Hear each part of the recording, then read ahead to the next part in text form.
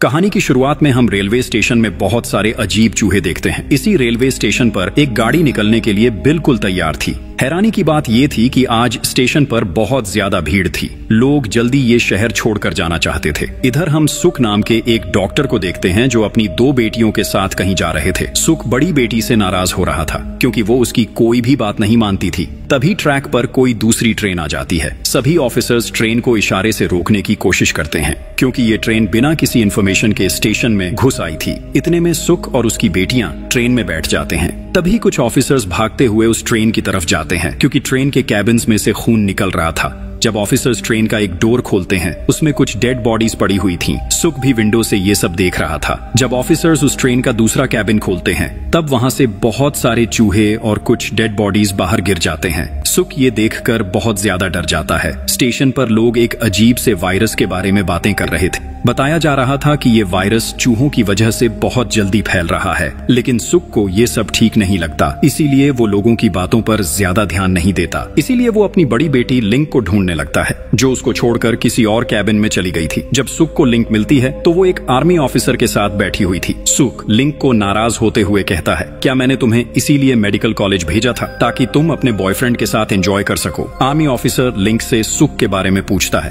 तब लिंक सुख को पहचानने से साफ इनकार कर देती है। ये सुनकर सुख को लिंक पर बहुत गुस्सा आता है। इसीलिए वो उस पर हाथ उठाने की कोशिश करता है, लेकिन तभी ऑफिसर सुख को पकड़ लेते हैं और दूसरे कैबिन में ले जाकर लॉक कर देते हैं। तभी वहां उन्हें एक आदमी के गिरने की आवाज आती है। एक ऑफिसर जब जाकर देखता है तब उस आदमी की बॉडी में कुछ हिलता हुआ दिखाई देता है। जैसे ही ऑफिसर्स उस आदमी के पास जाते हैं तभी वो आदमी नीचे गिर जाता है और बहुत सारे चूहे जो उस आदमी को खा रहे थे आदमी को छोड़कर अब ऑफिसर के ऊपर चढ़ जाते हैं। ऑफिसर बहुत ज्यादा चिल्लाता है। इसी बीच उसके हाथ से सुख की हथकड़ी की चाबी नीचे गिरकर सुख के पास आ गिरती है। सुख जल्दी से हथकड़ी खोलने की कोशिश करता है, लेकिन तब तक चूहे वहां मौजूद 2 ऑफिसर्स पर हमला कर चुके थे। इधर हम बिजनेस क्लास कैबिन में बैठे हुए लोगों को देखते हैं जिनके कैबिन की छत से भी चूहों की आवाजें आने लगती हैं। तब वहां बैठा एक आदमी छत से चूहे भगाने की कोशिश करता है, लेकिन इसी बीच उसकी स्टिक ट्रेन की वेंटिलेशन पर जा लगती है। वेंटिलेशन से हजारों की तादाद में चूहे कैबिन में गिर जाते हैं। चूहे कैबिन में आते ही सभी लोगों पर हमला कर देते हैं। वो लोगों को नोच नोच कर खा रहे थे।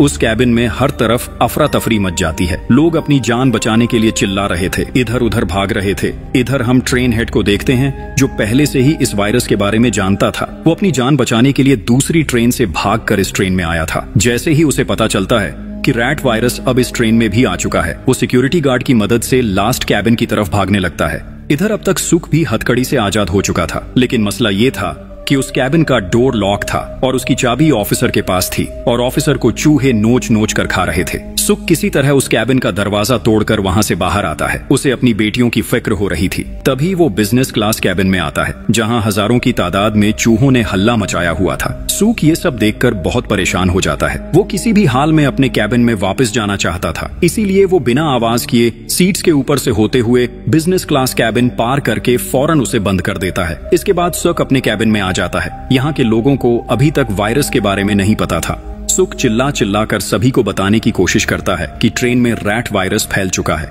लोग अपनी जान बचा बचा कर भाग रहे हैं, लेकिन कोई भी सुख की बात का यकीन करने को तैयार नहीं था। इसीलिए लोग उसका मजाक उड़ाने लगते हैं। लेकिन सुख की बेटी टिंग और एक दूसरा लड़का सुख की बातों पर यकीन करके वहां से निकलकर अगले कैबिन में चले जाते हैं। इनके वहां जाते ही मैसिव अमाउंट में चूहे उस कैबिन में हमला कर देते हैं। चूहे कैबिन में आते ही लोगों को काटने लगते हैं। जो लोग अभी तक वायरस का शिकार नहीं हुए थे वो लोग सुख के साथ मिलकर आगे वाली कैबिन में जाने लगते हैं, क्योंकि आगे वाले कैबिन्स अभी तक बिल्कुल सेफ थे। इधर ट्रेन हेड भी आगे वाले कैबिन्स में ही था, इसीलिए वो परेशान होकर कहता है, अगर मैंने सभी की जान बचाई तो मैं मारा जाऊंगा। इसीलिए वो अपनी जान बचाने के लिए फैसला करता है कि वो ट्रेन के पिछले कैबिन्स को ट्रेन से अलग कर देगा।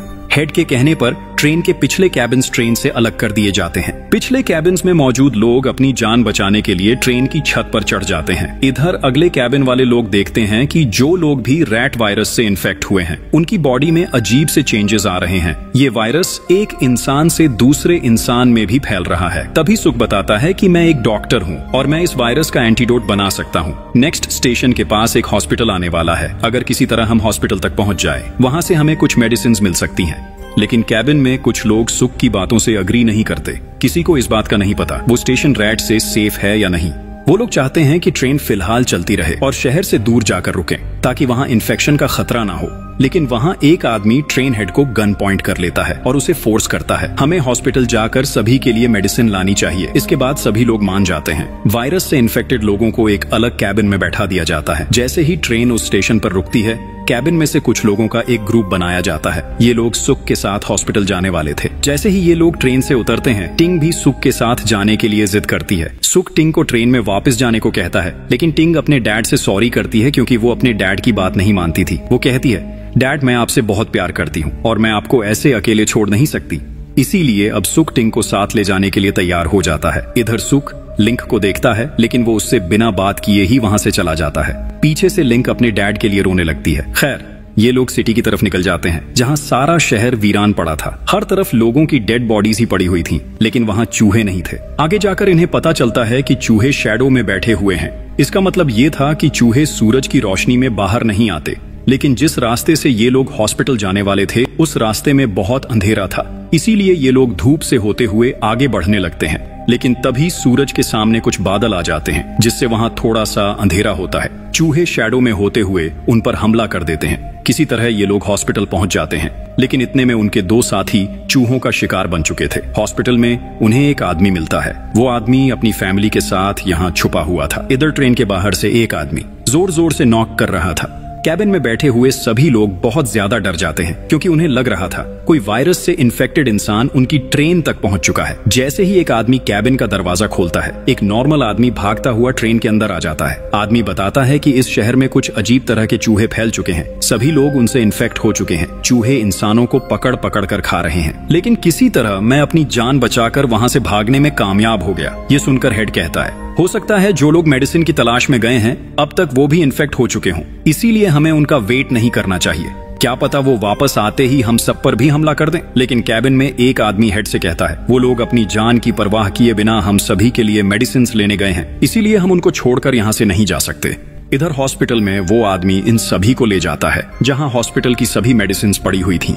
लेकिन वहाँ की हालत और भी ज्यादा खराब थी। वहाँ हजारों की तादाद में चूहे थे, इसीलिए सबको पता था अगर उन्होंने आवाज की तो चूहे उन्हें खा जाएंगे। वहाँ से ये लोग एंटीडोट ढूंढते हैं। सुक बहुत सारी मेडिसिन अपने पास रख लेता है। वापसी जाते हुए सुक का पांव एक कमजोर लकड़ी पर पड़ता है। लकड़ी टूटती है और सुक ऊपर वाले फ्लोर से लटक जाता है। सुक बाकी सब की तरफ मेडिसिन फेंकता है, लेकिन वहाँ थोड़ी सी आवाज पैदा होती है। तब हजारों की तादाद में चूहे उनके पीछे लग जाते हैं। हॉस्पिटल से बाहर आते ही उन्हें एक गाड़ी दिखाई देती है। फौरन ये लोग उसमें बैठकर ट्रेन की तरफ निकल आते हैं। ट्रेन के पास आकर उन्हें बाहर बहुत सारी डेड बॉडीज दिखती हैं। तभी लिंक कैबिन का दरवाजा खोलती है। अपनी बेटियों को सही सलामत देखकर सुक बहुत खुश होता है।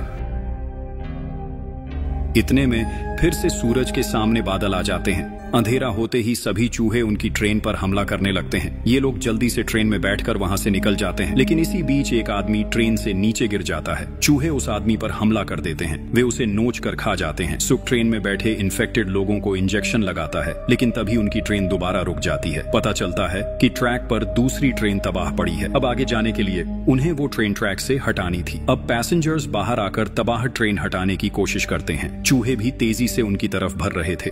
तब एक आदमी सबको बचाने के लिए कुर्बान होने वाला था। वो अपनी बॉडी पर आर्मी के बॉम्ब्स बांध लेता है। फिर वो ट्रेन से बाहर चला जाता है। चूहे अब तक ट्रेन के बहुत करीब आ चुके थे, लेकिन अच्छी बात ये थी तबाह हुई ट्रेन ट्रैक से हट चुकी थी, इसीलिए सभी लोग ट्रेन में बैठकर वहां से निकलने लगे। इधर चूहे उस आदमी को खाने को घेरते हैं। आदमी तुरंत बॉम्ब्स ब्लास्ट कर देता है। ब्लास्ट में आकर हजारों की तादाद में चूहे मर जाते हैं। ट्रेन में बैठे लोगों के लिए मसले खत्म नहीं हुए थे, क्योंकि आगे जाकर ट्रैक के दो रास्ते बदल रहे थे। एक रास्ता आगे से टूटा हुआ था, वो खाई में जा रहा था। सुक जल्दी से ट्रेन से बाहर आकर ट्रैक का लीवर उठाता है। ट्रैक चेंज होता है, लेकिन मसला ये था कि सुक को लीवर ऊपर उठाकर रखना था। सुक भी अब सभी की जान बचाने के लिए लीवर को ऊपर उठाए रखता है। ट्रेन वहां से आगे निकलती है और सभी लोगों की जान बच जाती है। लेकिन सुक अब ट्रेन से नीचे था। वो ट्रेन पर चढ़ने के लिए उसकी तरफ भागता है, लेकिन ट्रेन की स्पीड तब तक तेज हो चुकी थी। सुक बहुत कोशिश के बाद भी ट्रेन पर चढ़ने में कामयाब नहीं होता। उसकी दोनों बेटियां सुक को देखकर रो रही थीं। सुक को भी समझ आ चुका था वो अब चूहों का शिकार बनने वाला है, इसीलिए वो खुशी से उनका शिकार बनने के लिए तैयार हो जाता है। तभी हजारों की तादाद में चूहे आकर उस पर हमला कर देते हैं। सुक भी अब मर चुका था। दोनों बेटियां बहुत ज्यादा रोती हैं और ट्रेन शहर से बाहर निकल जाती है। और इसी के साथ ये मूवी यहीं खत्म हो जाती है। आपको मूवी कैसी लगी कमेंट्स में जरूर बताना। हमारे चैनल को सब्सक्राइब करना मत भूलना। हमें आपके सपोर्ट की बहुत ज्यादा जरूरत है। Thanks for watching.